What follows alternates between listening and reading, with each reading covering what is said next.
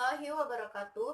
Halo semuanya, bertemu lagi dengan saya Nanda Prihatini, NIM 1921-821, mahasiswa dari Program Studi Pendidikan Guru Sekolah Dasar semester 3, kelas 3A Universitas Muhammadiyah Purworejo. Di sini saya akan membahas materi kelas 5, tema 6, yaitu panas dan perpindahannya. Di mana di dalam subtema 6 ini terdapat 3 subtema. Yang pertama, ada subtema 1, suhu kalor. Materi yang berkaitan dengan suhu kalor yaitu sumber energi panas perpindahan kalor, kemudian ada perpindahan kalor dan konsep perpindahan kalor. Subtema 2 yaitu pengaruh kalor terhadap kehidupan, di mana materi yang berkaitan dengan subtema 2 adalah konsep perpindahan kalor dan sumber energi panas pada perpindahan kalor. Kemudian subtema 3 yaitu pengaruh kalor terhadap kehidupan, di mana di dalam subtema 3 ini materi yang berkaitan adalah benda-benda yang dapat mempercepat dan memperlambat perpindahan kalor.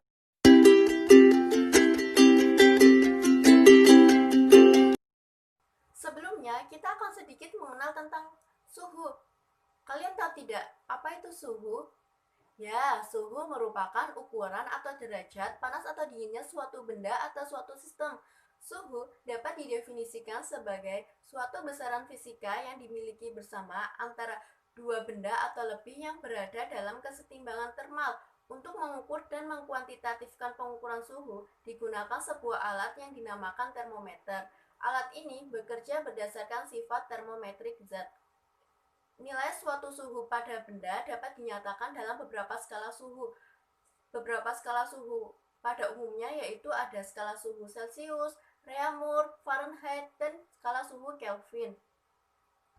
Pengaruh panas dan dingin atau pengaruh nilai suhu dapat menyebabkan perubahan wujud dan perubahan sifat benda. Perubahan wujud dapat terjadi manakala suhu pada suatu benda telah mencapai titik didih atau titik lelehnya.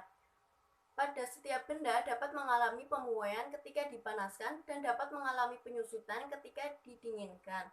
Kecuali pada air, karena air memiliki sifat anomali air yang rentan 0 derajat sampai dengan 4 derajat Celcius.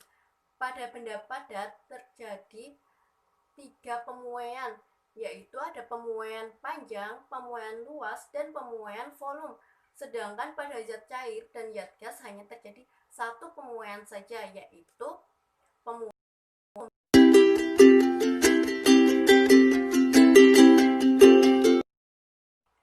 Apakah adik-adik tahu apa itu kalor?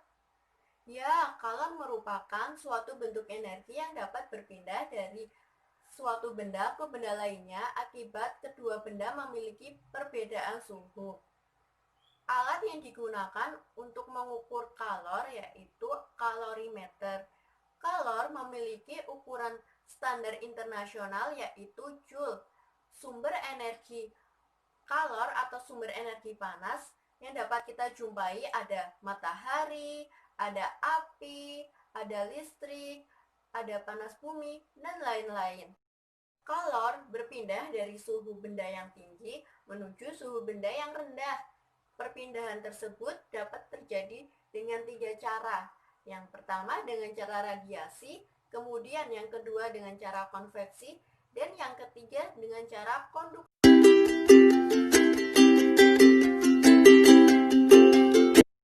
Yang pertama ada perpindahan kalor secara radiasi. Radiasi atau pancaran merupakan salah satu cara perpindahan kalor tanpa melalui zat perantara. Contoh dari radiasi yaitu pancaran sinar matahari yang dapat sampai ke bumi tanpa melalui suatu perantara. Padahal yang kita tahu, jarak antara matahari dan bumi sangatlah jauh, dan di antara matahari dan bumi terdapat ruang hampa. Sehingga sinar matahari yang turun ke bumi dapat menyebabkan pakaian basah menjadi kering. Yang kedua yaitu ada api unggun. Ketika tangan kita didekatkan dengan api unggun, maka tangan kita akan merasakan hangat dari api unggun tersebut.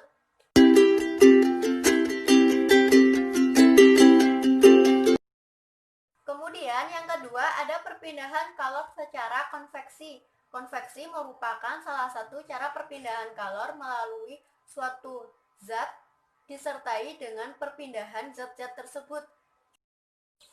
Contoh dari konveksi yaitu ketika kita memanaskan kacang hijau. Ketika air mendidih, maka akan terlihat partikel-partikel kacang hijau turun.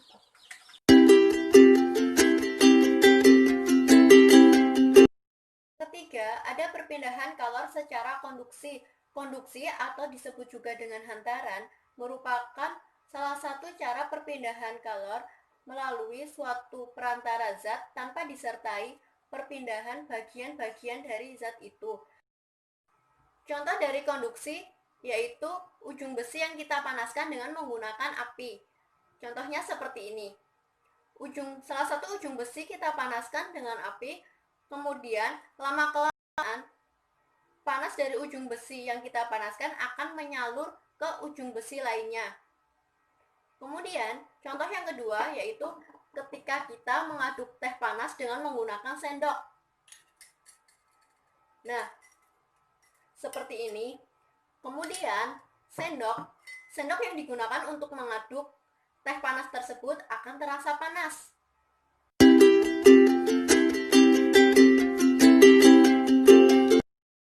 Kemudian, ada benda-benda yang dapat mempercepat dan memperlambat perpindahan kalor.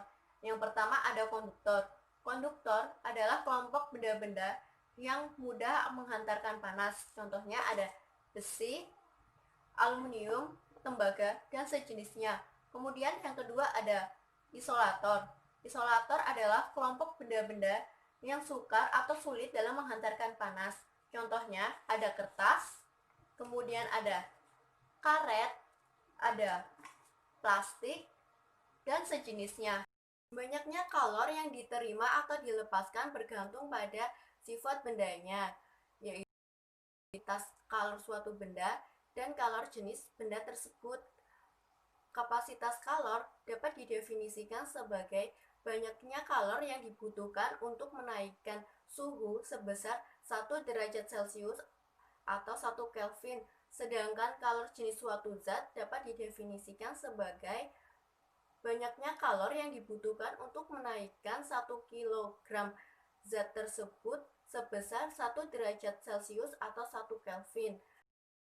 Kalor jenis zat merupakan sifat termal zat terhadap kemampuannya menyerap kalor berbeda-beda bergantung pada zat masing-masing. Tidak semua kalor digunakan untuk menaikkan suhu. Ada juga kalor yang digunakan untuk berubah wujud. Kalor yang digunakan untuk berubah wujud disebut kalor laten.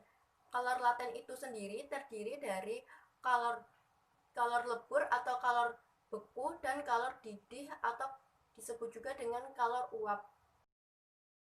Cukup sekian materi panas dan perpindahannya yang dapat saya sampaikan. Mohon maaf. Dan sebelum saya tutup video ini, saya akan memberikan 5 buah pertanyaan untuk adik-adik kerjakan. Terima kasih. Wassalamualaikum warahmatullahi wabarakatuh.